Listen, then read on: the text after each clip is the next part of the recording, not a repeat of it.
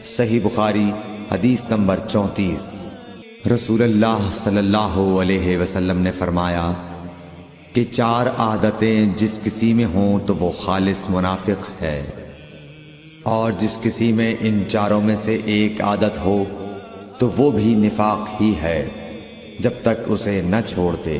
وہ یہ ہیں: جب اسے امین بنایا جائے تو امانت میں خیانت کرے، اور بات کرتے وقت جھوٹ بولے، اور جب کسی سے عہد کرے تو اسے پورا نہ کرے، اور جب کسی سے لڑے تو گالیوں پر اتر آئے۔